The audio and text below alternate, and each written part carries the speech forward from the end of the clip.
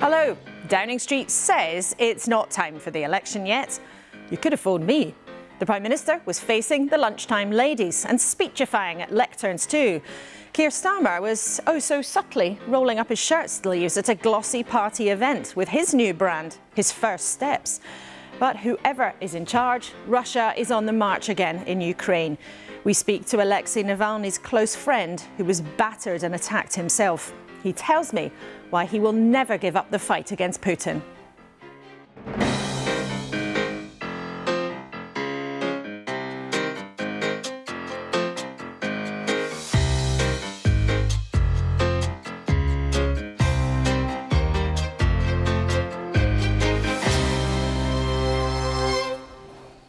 Morning, morning. There is something in the air. It wasn't Tony Blair's pledge card or Ed Miliband's Ed Stone, remember that?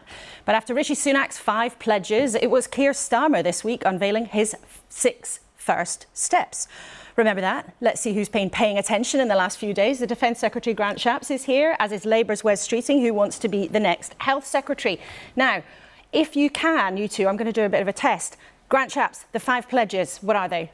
It's about growing the economy, reducing debt, bring down inflation, cutting the waiting lists and stopping the boats. 5 out of 5. Wes Streeting, can you do the 6? Economic stability, cut NHS waiting lists, 6,500 extra teachers, secure border command, Great British Energy, and what's the one I've missed? I've done them out of order. Oh, we can show you. Luckily, if you forget, oh, you're looking in your pledge. He's got his pledge card.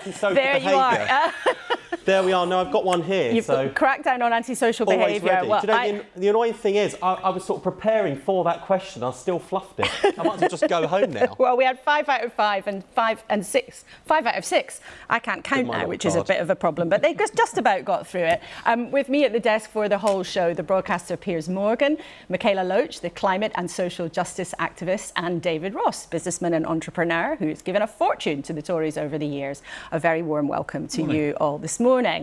Let's start with the news. Now, the Sunday Telegraph says that Wes Streeting is going to tell doctors they have to work weekends. He's working the weekend today, as you know, so we'll ask him about that later. The Archbishop of Canterbury has told The Observer that Keir Starmer should scrap the 2-child limit on benefit payments if they win. The Mail on Sunday says cuts have left the MOD without enough planes for a planned mass parachute drop to commemorate D-Day. Handily, we have Grant Shapps here to ask him about that. And ahead of a hugely important official report tomorrow on the BBC website, there's the story of the campaigners who've been fighting for justice after the infected blood scandal. The very sad story there of Sue Gorman and Steve Diamond, who did not live to see justice. That's going to be a huge story tomorrow with lots of coverage on that all across the BBC. Let's, though, stick with this week of pledges and platforms, because it's been a big political week. If you had one thing to add to the pledge card, Mikaela, what would it be? Oh, there's lots of things I think I'd like to add to the pledge cards. I feel like they're definitely not sufficient for what we need in the multiplicity of crises that we're seeing. I mean, we just saw that the Archbishop of Canterbury is saying that the 2-child benefit limit is immoral. Currently, 43% of families that have 3 or more children are living in poverty in this country, and that's abhorrent and ridiculous. And actually scrapping this 2-child benefit limit would actually take 500,000 children out of poverty, and that would be really significant, and also tackle the health crises that we're seeing and relieve pressure on the NHS, and would help all of us. So that would be what you'd put on. That's interesting, because it was here on the show that Keir Starmer said he wasn't going to go ahead with that, and it was officially dropped, if you like. David, what would you put on there? You've got all sorts of different interests, business, education and the arts. What would you choose? I'd probably put international competitiveness for our economy, for our society. I think we have to remember that in this day and age, capital and human talent and human resource are all global in where they can be invested and where people can work. And I think we have to have, as we go into the next stage, given everything that's going on in technology and everything else, a real focus on making our country and our economy internationally competitive. To make it easier to do business here? Easier to do business, more incentive for investment, more incentives for work, and just generally taking the economy in a very sort of positive, proactive, international Okay. way. That's interesting. So two very different adds to the pledge card. Piers, what would you put on the pledge card? You're not allowed to say Arsenal winning this afternoon. Actually, well, I was going to say I'd like an immediate pledge from both parties that every West Ham player, should they beat Manchester City today, get a £10 million win bonus from the taxpayer. That would be great. Secondly, I quite like a pledge where they remember what their pledges are. Because if you can't remember what the pledges are, how committed are you to the pledges? But most seriously, I think the biggest crisis facing this country is defence. And that's why I'm interested to see Grant Shapps here and see what he says about this. We are facing a massive crisis in many different ways at the moment, and we do not have the defence capability to defend ourselves. I want to see our defence spending significantly increased. So what would that pledge be then? Because the government says 2.5%. I think it should be more. Yeah. You know, you see countries like Poland putting a lot more money into it. I would like to see at least 3, maybe 3.5. We are massively under-resourced when it comes to defence. OK, really interesting. Well, let's get on with that very subject then in a second. But as it's been all the rage, we've been having a bit of a think about what our pledges to you, our wonderful viewers, should be in an election year, since the political parties have been at it. And we had an initial think, ask firm questions, of course, pursue the facts, of course, hear from you, of course, and, you know, on a Sunday morning, have a bit of fun from time to time. But we would like you to suggest your ideas and your views on pledge cards, mission statements and first steps from Keir Starmer. You can send us an email, as ever, kuenssberg@bbc.co.uk. If you're social media inclined, you can use the hashtag BBC Laura K, or you can follow what's happening on the BBC website as the programme continues. Right then, as we've just been talking, Ukraine has been a huge issue in the last couple of years, and defence, of course, has been rising up the political agenda. And in the last few weeks, there's been a new push with Russian soldiers taking back territory from Ukraine, where Ukraine had already pushed them out. And again, President Zelensky has been asking Western allies for more equipment, more support. The Defence Secretary is with us this morning. It's always good to have you here in the studio.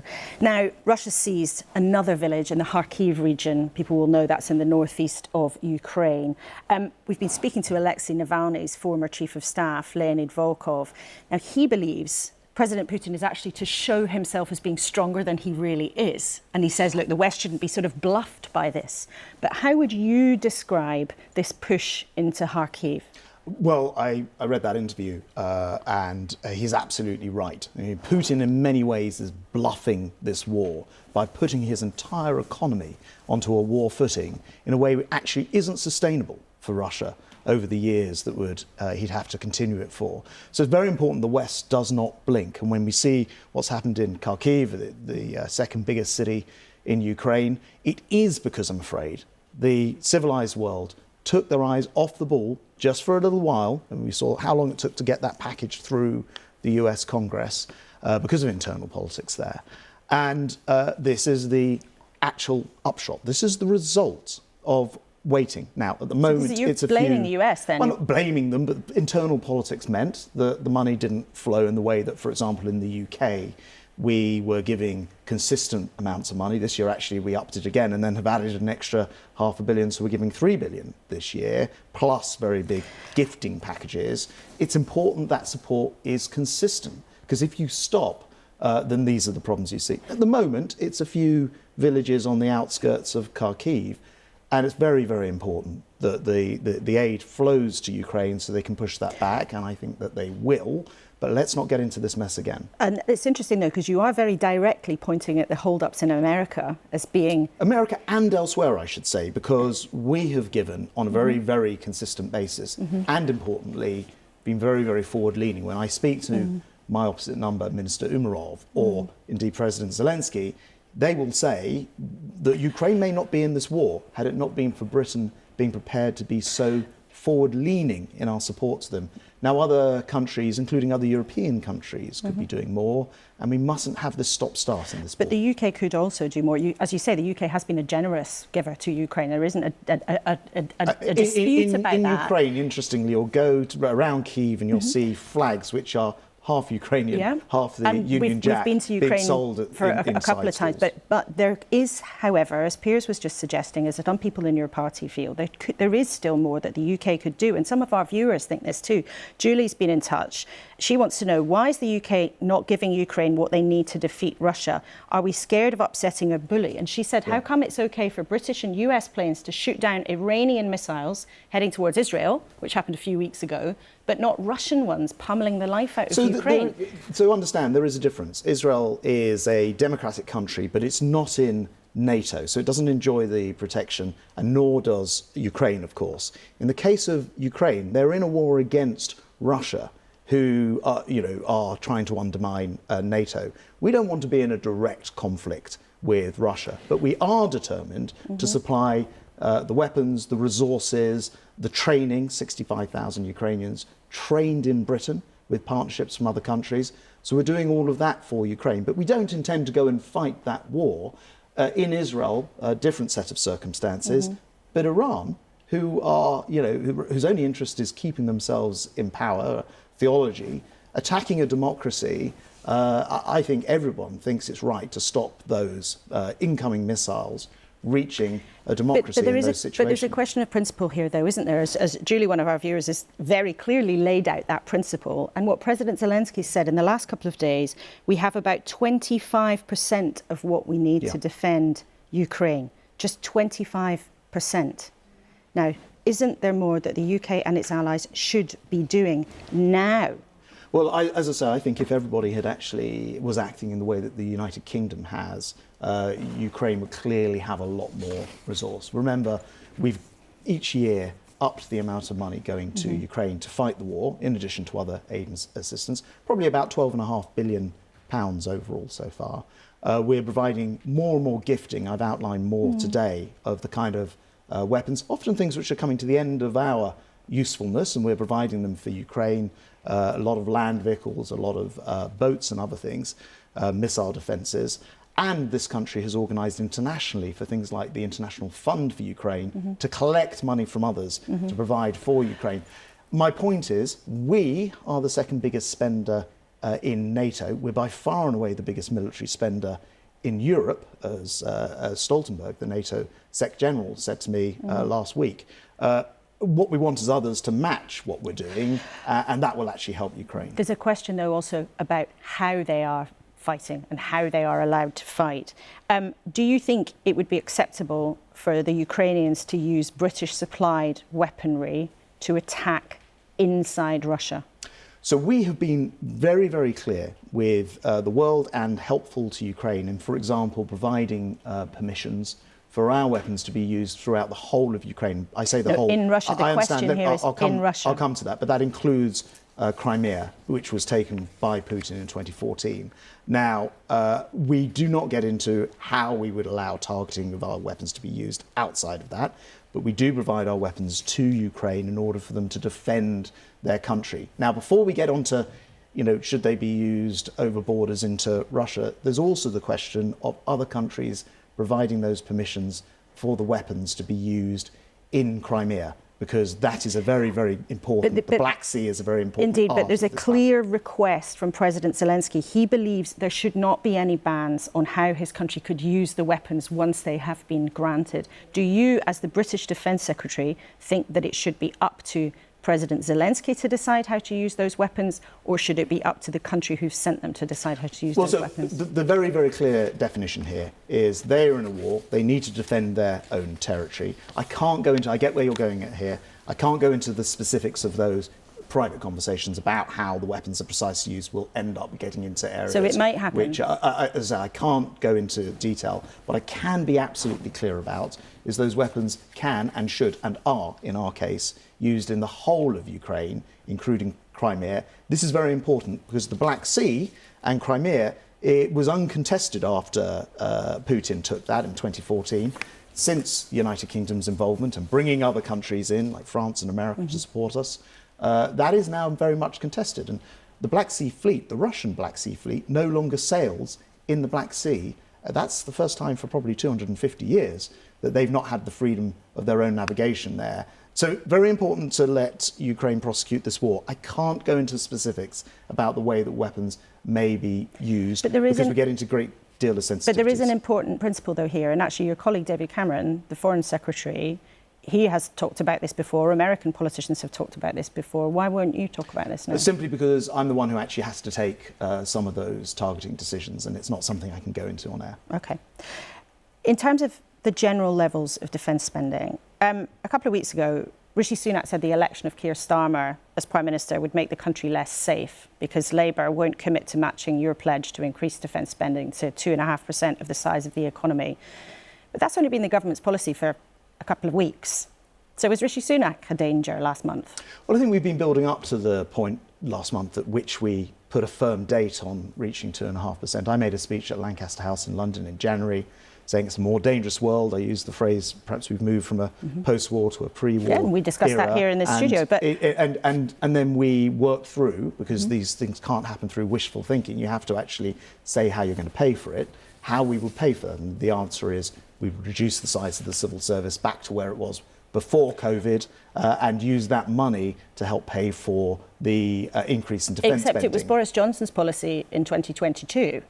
And a couple of weeks ago, Rishi Sunak accused Keir Starmer of being a danger to the nation for not committing to the same thing that just a few weeks ago you hadn't committed to. So, look, we're getting closer to an election, aren't we? So you have to start. So it's just electioneering. So, no, well, let me explain. You have to start setting out your plans, and if you don't have a route to get there, and it's simple wishful thinking, Labour continue to say, we want to get there.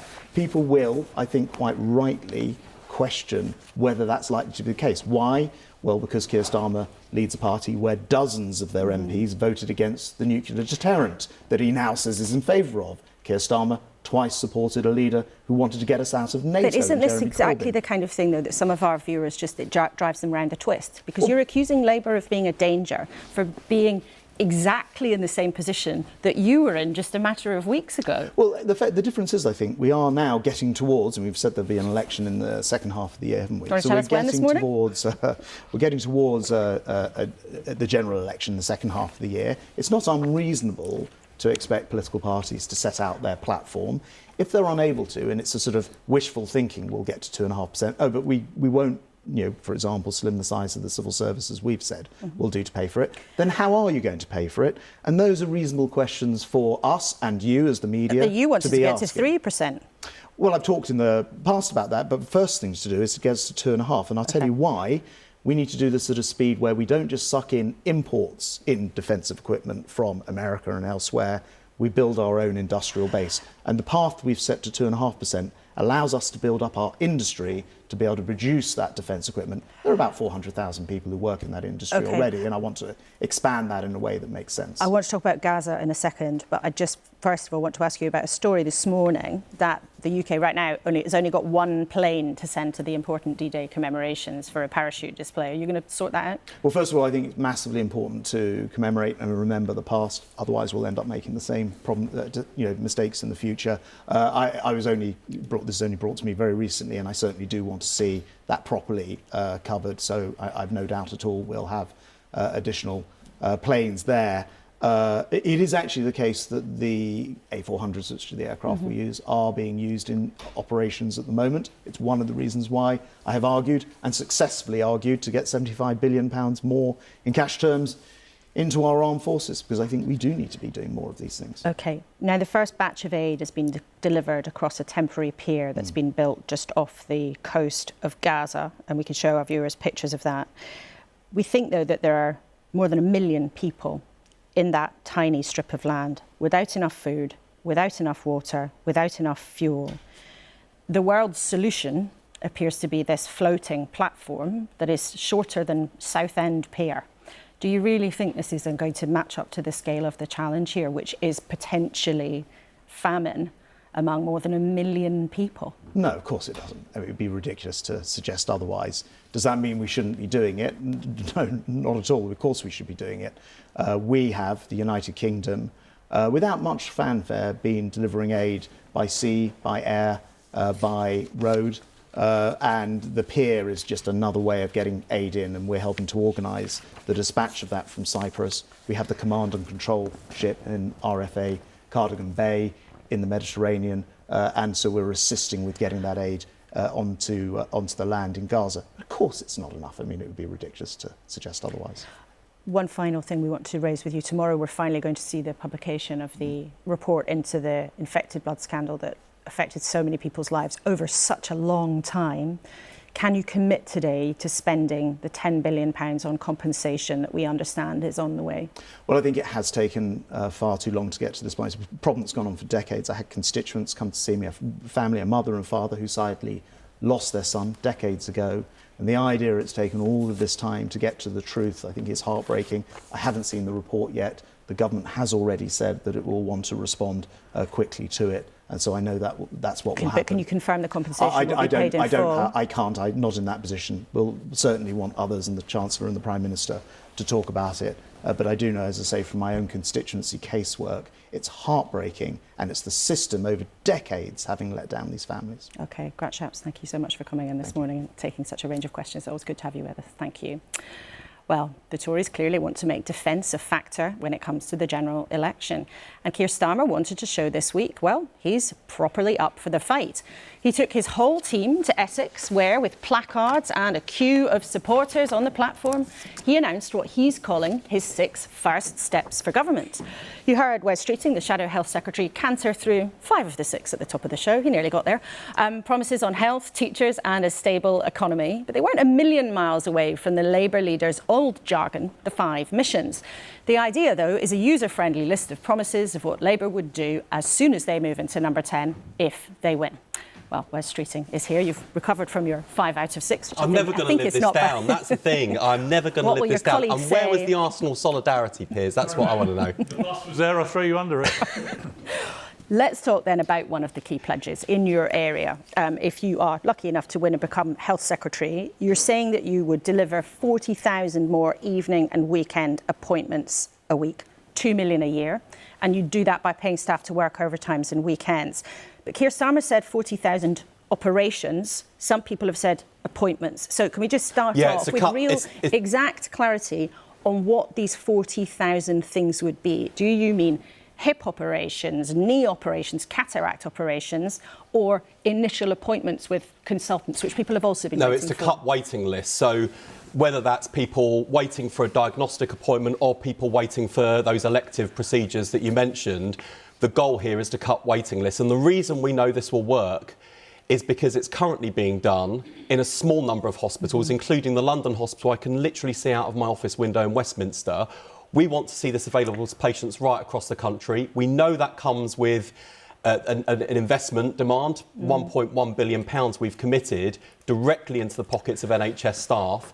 And as with so many of our other approaches to spending, that investment is linked to reform. So yes, more money to cut waiting lists, different ways of working so that we're using that operating theatre capacity, we're using that diagnostic capacity at evenings and weekends in the way that, frankly, we should already be doing. But can you tell us what the mix would be between operations, major procedures like somebody getting a new hip or a new knee, or somebody having that first consultation with a consultant? Can you tell us what the mixture would be? Well, it's not about first consultation, it's to cut the waiting list. And to be clear, we're going to discharge the responsibility to ICBs, the Integrated Care Boards, pooling waiting lists across regions as well so that we can make best use of facilities, best use of staff.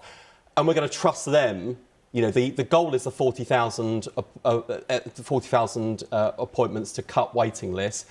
How they deliver, we're going to trust the front line. OK, so you don't have a specific view. We're not going to be that prescriptive from the centre. Well, that's fine. We want to trust leaders to do the right thing. And they've told us, give us the tools to do the job and we'll do it. And when Keir and I went to one of the Leeds hospitals that's taking this kind of approach, one of the things that was so clear to me was the abundant pride that staff who are delivering that service had, because yes, they're earning some extra money for themselves, you know, really important in a cost of living crisis, but they're getting the waiting list down, they're seeing the benefit for patients. So one of the challenges that's put to me is, well, you know, will staff want to do this? Will they, you know, and I think there is the appetite there. No one's going to be forced to do it. But where we give them the tools to do the job, NHS staff tell us time and time again they're up for the challenge. You mentioned that hospital in Leeds, though, where this is already happening, but that trust also has a deficit of £100 million. And that trust in Leeds is having to make cuts already. And that's happening in quite a lot of places in the NHS. There's another hospital in Essex, not far from your constituency, where they're looking at cutting clinical roles. Now, if you become Health Secretary, would you tell trusts not to get rid of doctors and nurses? Of course we don't want to see people getting rid of doctors and nurses, and you underline just how big the challenge is going to be if we win the next general election, because the NHS isn't just on its knees, it's on its face. And that's why, in terms of the approach I've set out, firstly, I've been incredibly candid about the state of the NHS, no dewy-eyed nostalgia and, you know, harking back to the past and resting on our laurels, but being honest about the state of the NHS today.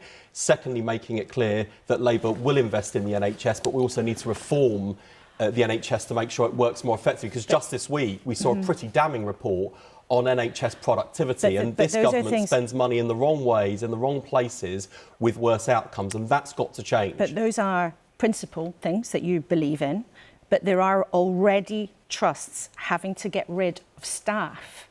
Now, if you're saying, well, you'll put more money in this end, or you'll increase the number of appointments over here, would you also say to trusts, stop getting rid of staff? And if so, would you give them more money so they don't have to get rid of staff? Well, of course we don't want to see trusts getting rid of NHS staff. So will you give them more money? And we're going to have to work together to make sure that we're not being penny wise and pound foolish. But this is why we need a serious 10-year plan for the modernisation of the NHS, so we don't go through these repetitive cycles of year after year, crisis after crisis. And I'm afraid that's where we are after 14 years of Conservative government. So I can't promise to come in and wave a Labour magic wand on day one and all the problems go away. What I can promise is that we've got the right focus on investment and reform to do what the last Labour government did, which is deliver the shortest waiting times and the highest patient satisfaction ever. But would you tell trusts and tell our viewers that you would tell hospitals to say, do not get rid of clinical staff? Well, of course they shouldn't be getting rid of clinical staff, and we're going to have to work together to deal with the challenge that's been inflicted on the NHS by 14 years of catastrophic. But would you tell them not to? Because government. Right now, hospitals around the country, and we're talking about the NHS in England, are being told they have to focus on their deficits. They have to focus on getting costs down. Would you reverse that? Well, we do have to get costs under control in the NHS. We don't want to see cuts to clinical roles on the front line. We are going to have to work seriously together to get the NHS from where it is today, worst crisis in its history, to where we want it to be, which is delivering the same kinds of standards of care that it did under the last Labour government, when we delivered the shortest waiting times and the highest patient satisfaction ever. And one of the things the Labour government did at that era was use a lot of the private sector. Now, you've previously indicated on lots of occasions that you're very open to that, but how much would you use the private sector, and how much would you spend on the private sector? Well, we want to use the spare capacity that exists in the private sector. They tell us they can do more, and we want to work with them to put together a serious plan that gives them some stability and certainty over the medium term about what they can deliver, at what cost. I'm determined to make sure we get both the reassurance we need on patient safety, but also value for taxpayers' money. So we're going to have to work in partnership. So as things stand, you don't have a... Well, we're talking already. Part of this is about negotiating in government. So there's only a degree to which we can do this in opposition. Mm-hmm. But we are thinking creatively too. Just today, we're announcing a partnership with Nuffield Health to deliver 4,000 appointments for NHS staff through their joint pain programme. We know that that's one of the reasons NHS staff are off sick and they're stuck on NHS waiting lists like everyone else. Those are the sorts of partnerships we want to see, and that's something we've agreed in opposition. We will hit the ground running on day one of a Labour government. It is going to take time to turn the NHS around, but we're determined to work together, public sector, private sector, to get the NHS back to where we want it to be. Doesn't that then get you into a bit of a weird situation where the taxpayer would be paying a private company to give NHS staff free treatment? No, it's free. It's part of Nuffield Health's charitable objectives. So There's no cost to the NHS, no cost to the taxpayer. Working with the private sector to bring down NHS waiting lists, obviously that is a contractual arrangement, and we've got to make sure we get good value for the taxpayer. But let's just take a step back and also recognise, against the backdrop of low growth, rocketing bills for families, one of the ways in which we get the economy growing again is to restore the health of the nation, because the health of the nation and the health of the economy are inextricably linked. And with almost 8 million people on NHS waiting lists, not only is that awful for them, it also sets back the economy, because if people are off work, they're not able to contribute to the economy and to our country's economic success. One part of the country where people have also been struggling with their health is in Wales, where Labour runs the health service, and there you've got waiting lists at their second highest level, cancer waiting times at their second worst on the record. Why would anybody think that you, as Labour in charge in Westminster, would be able to do a better job of Labour in Wales, where the health service has got terrible problems? Because right across the United Kingdom, every part of the NHS is in crisis, and all roads do lead back to Westminster, because even though this is devolved, decisions taken in Westminster have an impact on the NHS across the whole country. So I ask people, when they go to vote in the UK general election, to look back on Labour's proud record of delivering the shortest waiting times and highest patient satisfaction ever. I'm convinced that a Labour government in Westminster won't just deliver for the NHS in England, we'll create a rising tide that lifts all ships across the United Kingdom. Well, hang on, because Labour's very happy to criticise the SNP in Scotland, which has terrible problems with the NHS in Scotland. But then when it comes to Wales, you're saying, oh, well, it's all Westminster's fault. No, I'm saying that, if we have a Labour government in Westminster, investing in the NHS, as well as the reform and the modernisation, that benefits the NHS across the whole of the United Kingdom. But are you proud of Labour's record in Wales on health? Look, if the Welsh Health Minister were sat here now, Leonid would be saying that she's not happy with the performance of the NHS in Wales, and she's working hard to get waiting lists down and to improve the service. She also knows, as I suspect, the SNP's Health Minister Neil Gray wouldn't sit here, I suspect, on your programme and say, do you know what, a Labour government would be good for the NHS in Scotland, but privately, the SNP knows a Labour government in Westminster would be better for the NHS in Scotland. And Jackie Baillie, Labour's deputy leader and health spokesperson in Scotland, already has a plan to take the money that she would get from our policy of cutting waiting lists in England to do exactly the same in Scotland. So I'm not sure what if the SNP would actually say that. I'll work in partnership them across the United Kingdom with all of the health ministers. If I'm privileged enough to be the health secretary after the next general election, I'm absolutely convinced that we will create a rising tide to lift all ships across the UK, and the NHS will be better in Wales, Scotland and Northern Ireland, not just in England, if we have a Labour government in Westminster. OK, and just before we move on from health, the infected blood inquiry is coming tomorrow.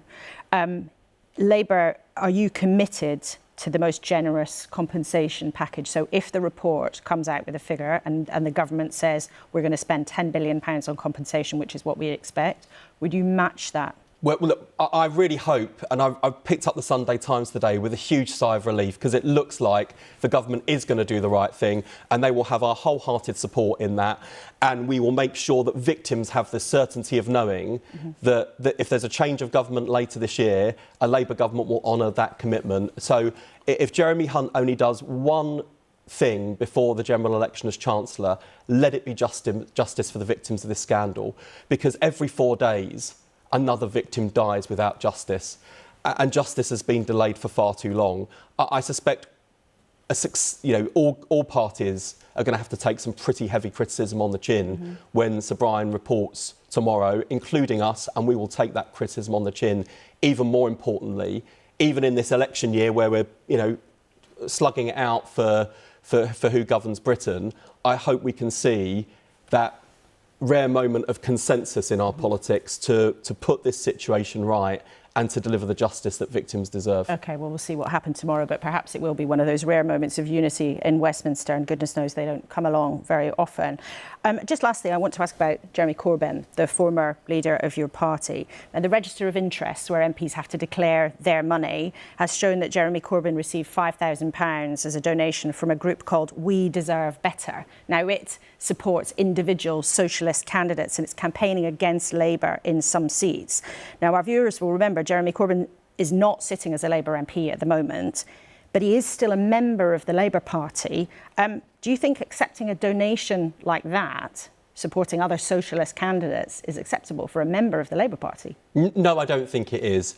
Although, frankly, what Jeremy Corbyn does is no concern to me whatsoever any longer. He won't be a Labour candidate at the next general election. He won't be in Parliament after the next general election. And we've turned the page on that total failure in our history. And lots of people in your party still do care about him. Should he be expelled from the party if he is working with this other campaigning group? It would be for the Labour Party's disciplinary process to decide whether or not he's broken any rules.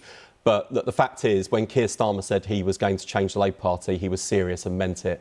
And the Labour Party is in a much better position now than we were in 2019 because we have understood why the public rejected us in such huge numbers. We've changed the Labour Party so we can be in a position to change our country. And I hope that when the general election comes later this year, that voters give change a chance and choose change by voting Labour. OK, Wes Streeting, thank you very much indeed. Clear from you and Grant Shapps that an election is not that far off, even though it's still technically 6 months. It does feel like we're already in the election like we're already here. Well, it's always great to have you here with us in the studio. Thank you so much, Wes Streeting, for joining us. Well, let's see what our panel have to say about our two interviews with us this morning. Mikaela, I want to come to you first because you do politics in a very different way. You know, you're describe yourself as an activist. What goes through your mind when you hear politicians talking like that? I think they're very good at avoiding directly answering questions and making things seem a bit different than they actually are. I was also a medical student, and I thought the way that I could create change best in this world was becoming a doctor, because at school, if you're good at school and you're good at science, that's what they tell you to do. And then when I was on the wards, I actually noticed that a lot of people were sick, not because of, you know, just disease that was arbitrary, this thing that goes across the world, but it was because of the social conditions they're living in, because of their housing, because of poverty. And that what we'd be doing is people would be coming in, they'd be sick because of these like more social reasons.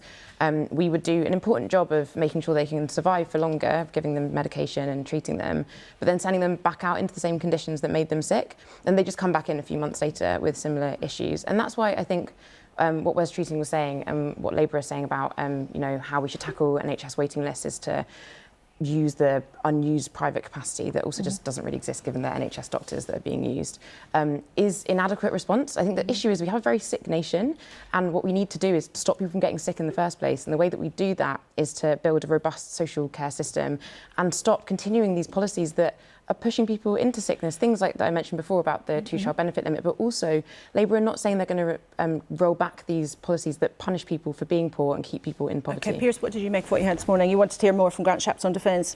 Yeah, I was quite encouraged by what he said. I think he does see the need to spend even more than the 2.5% pledge. And the reason, I think, is pretty clear. If you looked at only this week, the meeting between Putin and President Xi in China, the sort of bromance between these guys, coupled with Iran and their tentacles spreading with the collusion of the two of them, this is a dangerous threat to the West. And if you want to know about the impact of all these pledges, well, imagine if we had a situation Ukraine has. None of these pledges matter if actually you can't defend your country. And Ukraine's economy has been decimated, their people have been decimated. We have an absolute duty to defend them, but we also have a duty to defend ourselves. And I hope that both parties, if Labour get elected, that they commit properly to defence. You know, my brother was a British Army colonel, my brother-in-law, British Army colonel, extremely concerned about the state of our armed forces. They don't think we're ready to defend ourselves. On the NHS, you know, I had an experience. I think when you have a personal experience of the NHS, it really brings home to you the terrible state that it's in. And it's not a reflection on the staff, but on the institution. You know, my mother had a heart attack six months ago, and she was diagnosed at one hospital in Sussex. And then she was greenlit a few hours later, bluelit in an ambulance down to one of the major hospitals in Sussex. And from midnight until 7 a.m., she was kept on a trolley in A&E out in a corridor. And there were 40 other people lying on these beds out in a corridor. And when I talked about this with Rishi Sunak, when I interviewed him, the reaction I got from people all over the country was similar stories. Our A&E units are war zones. So I want to see a pledge not just about waiting lists, but also what happens when you absolutely need our health system. Is it going to be there for you? And are we going to give people dignity when they have these situations? Once my mother got taken up to the cardiac unit, amazing treatment, the best in the world. But before she got there, she could have died on a trolley in A&E, and it's just not acceptable. Now, David, you've been backed the Conservatives for a long time, and you were a friend of Boris Johnson. I think you paid for his Caribbean holiday to Mystique. Are you happy enough now to still be backing them, to still keep funding them in the general election, when, as we've heard from these two, we know from the polls, we know from the local election results that the Tories are in the doldrums? I remain fundamentally a Conservative supporter and a Conservative voter, and that's sort of in my blood, and that is the way it will continue. I accept and acknowledge that the economy and the country has had some very challenging times, but I do think if you look at Rishi Sunak's pledges and where he is against those pledges on the economy, on inflation and on these key points, we are beginning to get ourselves into a much better place, and therefore, yes, I would continue to be a supporter of them, because fundamentally, as a young person who grew up in the time of Margaret Thatcher and Ronald Reagan and others, I believe in a free market, I believe in the fundamentals of capitalism, and I believe in individuals' rights to make their own way in life, and those are the fundamental sort of Conservative values that I continue to support. And as part of your political activism, you've also purchased a while ago an Edstone replica, and we're going to talk about that a bit later in the programme, because it's one of the reasons why people know your name. But I just want to give people a glimpse. There is the Edstone in your garden at your house outside, I think, your theatre, but we'll talk about that a bit later on. Piers, since you were here last, and you know we have to address this, since you were here last, a High Court judge has ruled that you did know that there was hacking of voicemails when you were the editor of the Daily Mirror.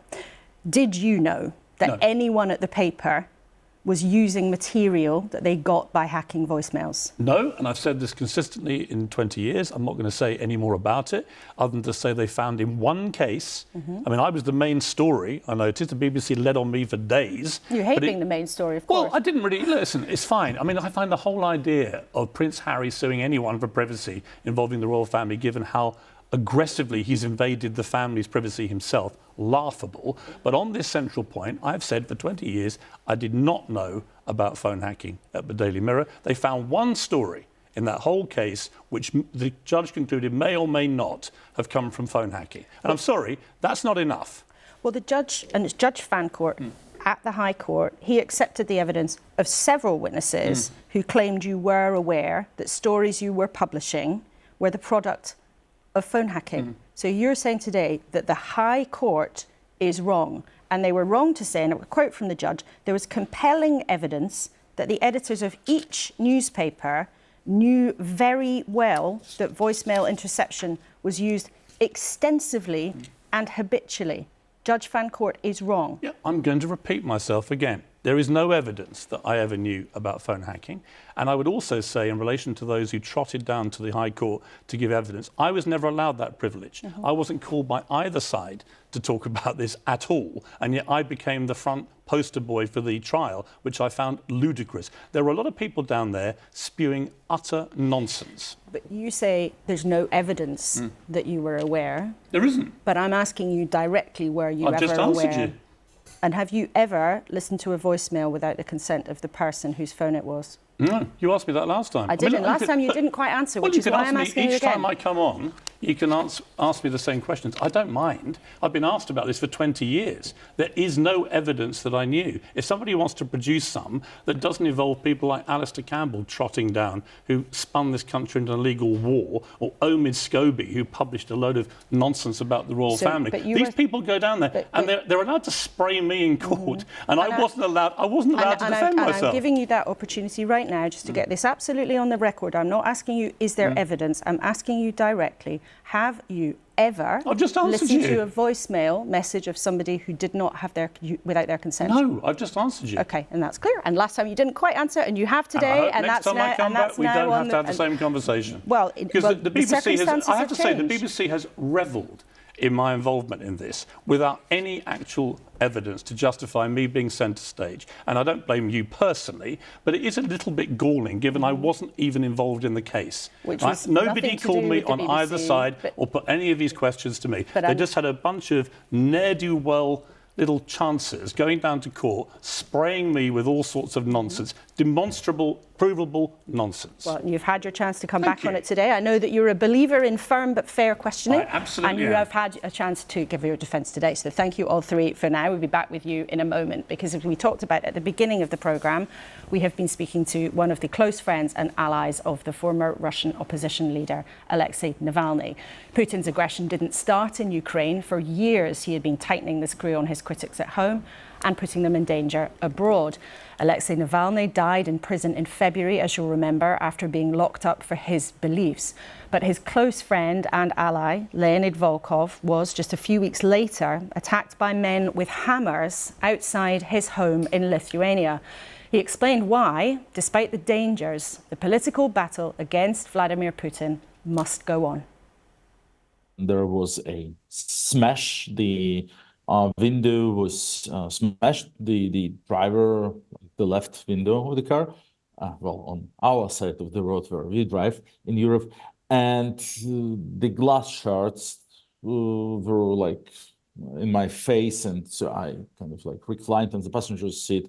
I saw the guy with the pepper spray who sprayed it into me through the broken window, and I started to punch, to kick him, trying to kick him away, and with my left foot, and he started to smash it with the hammers that he had in his right hand. And after a while, after I made some noise with a car alarm and so on, he ran away. It was not a robbery. I had a backpack with some documents and money on the back seat of the car, and there was not an attempt to, steal something from me. He was not saying anything. There was no message. Like the message, the attack was the message.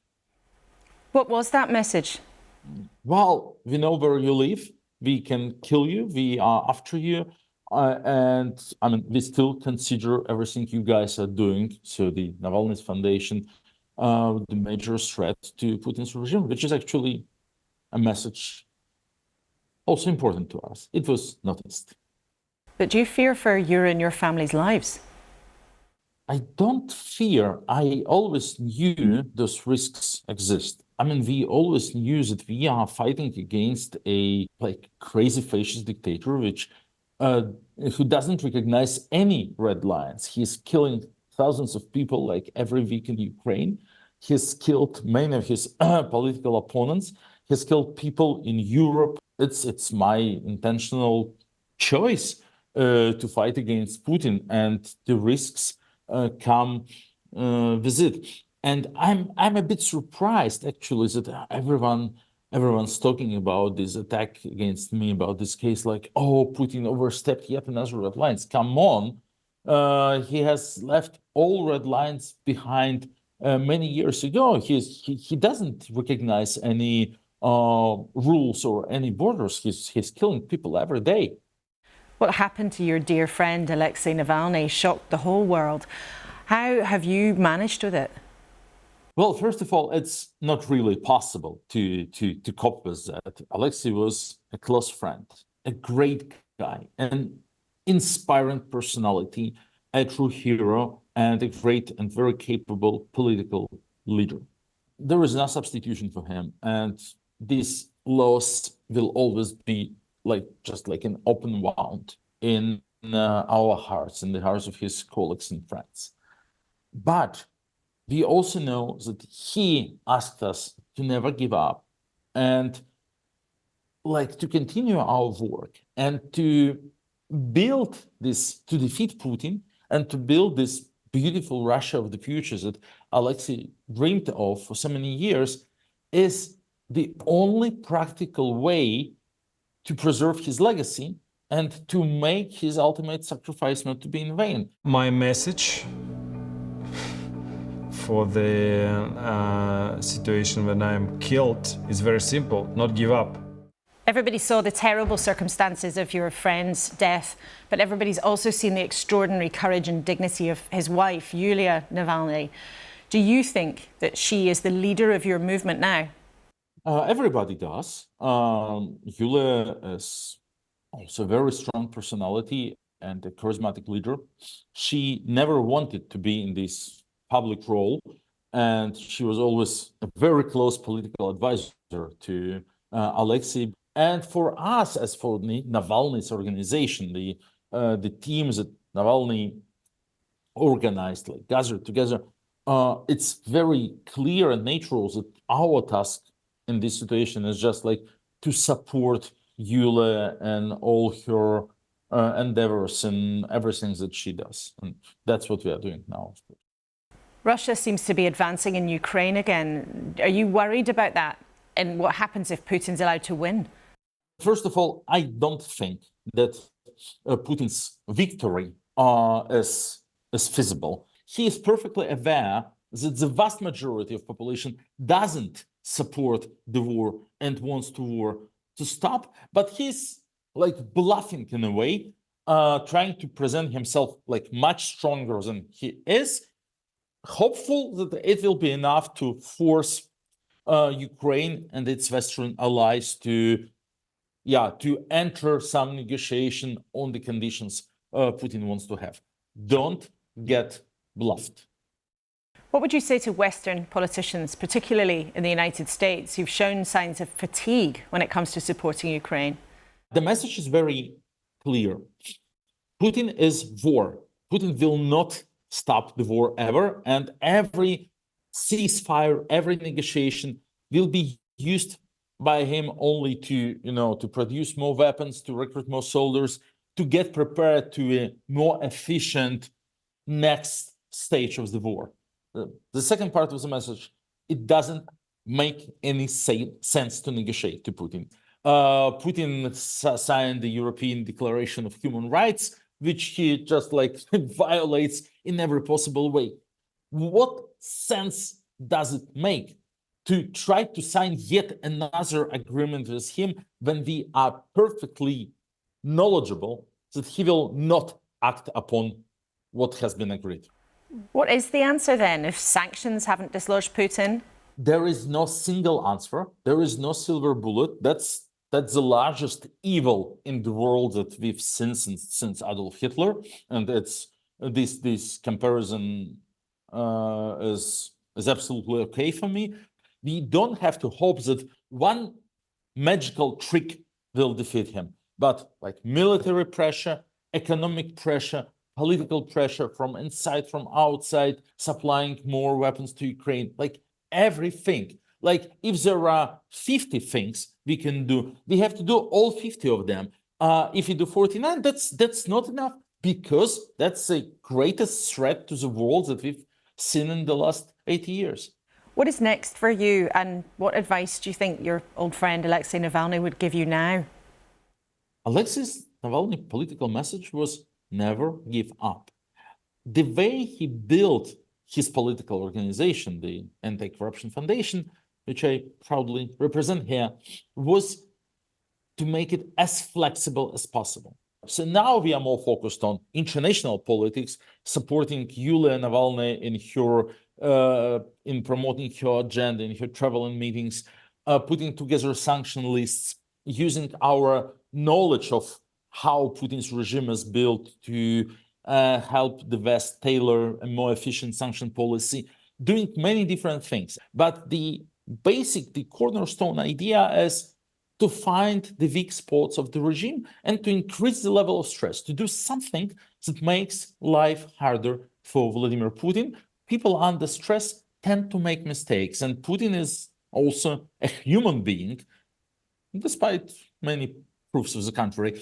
And he is also doing mistakes. And some of these mistakes will be his ultimate. But once again, we have to be patient and not to give up. Leonid Volkov there, fascinating to hear from him at a time when, foreign affairs are so much part of our political conversation in a way that they're not always. Mikaela, leaders are being more explicit about the threats to us from around the world, but do you think that has an appeal to voters? Well, I think they're being explicit about certain threats, but they're not talking about the climate crisis, which is one of the hugest threats to our security globally. Multiple reports have come out recently that have said so. And yet the funding that's needed for us to transition away from what is an economy that is forcing us towards destruction, and two, one that's actually better for all of us. Like, we have the opportunity with climate solutions to create a world in which all of us get to live in dignity, where all of us get to be safe, where people are not living in abject poverty and others have more than they could ever need to live on. And it's ridiculous to me that we're not focusing on that as a solution, and also focusing on it as this kind of exciting thing that we could have. And I think at the same time, I'd really like to, it's important to me to speak about what's happening in Palestine at the moment, and the fact that Israel are very deliberately targeting every form of civilian infrastructure that's necessary for people to live. Like, they have destroyed every university, they've destroyed hospitals, they've destroyed mosques, they've destroyed churches, and they've killed over 15,000 children, and yet our government is still licensing arms to them. It's absolutely abhorrent, and I think many people across the country are completely heartbroken by the images that they're seeing, and we should not be supporting Israel in their apartheid, in their occupation, and in their genocide of the Palestinian people. Piers? Well, listen, I agree that what is going on now in Gaza, I think, is unpalatable for pretty much everyone apart from Netanyahu and his government. But, you know, there's a lot of forgetting going on about what happened on October the 7th, where 1,200 people were slaughtered, nearly 7,000 more were wounded, many of them irrevocably badly. And I did check, Mikaela, to see what you tweeted, because you were very active on social media, what you tweeted after October the 7th. Do you remember? I'm sure you'll let me help you. Yeah. Nothing. But I think no, hang on. Here's my point. You yeah. were very influential. And so my point is, yes, you can be critical of Israel's government now and what they're doing by way of response. But if you literally had no reaction at all, even when you have such a massive influence, all you did was wait about 2 or 3 days and start talking about Israel genocide and response. Okay, well, let Mikaela answer. Yeah, Please. Let Mikaela answer. I think that to make out that what's happening right now is in response to October 7th is disingenuous, and it's not true. The fact that we need to look at the history. So this week we had to commemorate 76 years since the Nakba, and Nakba just means catastrophe in Arabic. And that was basically 76 years ago when Israel began the expulsion of hundreds of thousands of Palestinians. If I could share a story, my best friend, her grandfather, he turned 90 years old this year. He was born in Jerusalem in a free Palestine. He's 14 years older than Israel, and he was forced out of his home and is unable to return. And that's the story of hundreds of thousands and now millions of Palestinians. And so the idea that this is just in reaction to October 7th, when also every few years Israel does launch an attack that is known as mowing the lawn. Well, it's a lot. There is, as you say, there's a lot of history. There's a lot of complexity. We've debated it a lot in the studio in the last few weeks, but I want to move on to something completely different, which there's also been controversy, but of a very, very different kind, about what's happened with this drama, Baby Reindeer. Now, it's been a huge hit on streaming services. David, you've watched it, I believe. What did you think about it? I watched it, and I also watched Piers' interview. I found it a fascinating but slightly disturbing and difficult to watch series. I'm glad I did watch it. And I think it's very interesting that what then has subsequently arisen with the interview, and Piers is clearly much better placed than I to. And the story, briefly, is about a woman who stalked an individual, and it's based, Netflix said, on a true story, but the woman who was depicted in it, in real life, has been very, very upset by how she's been treated. Briefly, Piers, what do you think of it? I think it's a big problem for Netflix and for Richard Gadd and Clerkenwell Films who made this, because they say unequivocally at the start, this is a true story. And the denouement, if you haven't watched it, and spoiler alert, turn away now, but the denouement of the series involves the stalker in court admitting to her crimes and being given an 8-month prison sentence. Now, when Fiona Harvey, who's the real-life Martha, came on Piers Morgan Uncensored, she was emphatic. She's never been to court over this, she let alone plead guilty, and has never been to prison. Nobody can produce any evidence that she has. And if that is the case, and it turns out she hasn't, then the other part of this is the failure of duty of care by Netflix not to allow her to be identified, which she was instantly, because they used literal postings from her Twitter feed in the actual series. So the story has some way to run. And can you, David, in 10 seconds, tell us why you have an Ed Stone in your garden as a Tory donor? Well, when the Ed Stone disappeared, I was reading the papers one morning, and I thought it would be important that somebody could recreate or rediscover it. I am lucky enough to enjoy collecting some contemporary art in my garden, and I added this as a piece of contemporary art and a piece of social commentary. A piece of social commentary and contemporary art. Political A political commentary. OK, well, all three of you, thank you for all of your commentary today. It's been great to have you with us. We've covered a lot of ground. Oh, dear. Well, we'll see what happens at the football. You guys have also been busy getting in touch. And at the beginning of the programme, we asked you about those parties' pledge cards and vows, whatever you want to call them. Adam told us we need serious pledges on the green agenda, as Mikaela was saying, that are measurable and achievable. Amanda said no one mentioned housing, the biggest issue for poor people, young people, renters and even many pensioners. But John said hard decisions have to be made. I believe whoever's in power would be in the same position. A big thank you to you for all your comments. A big thanks to my panel and to our other guests as well. And the biggest thanks, of course, to you for watching. Keep your questions and comments coming. You know that we read them and we sometimes ask your questions. And there'll be plenty more placards, platforms and politics coming in the next few weeks and months. Both the Prime Minister and Keir Starmer are very obviously upping the pace. And Rishi Sunak, I think, is going to turn to immigration this week, expected to go off on his travels again to Austria. So tons more to come. We'll be back here next Sunday. Look forward to seeing you then. Same time, same place.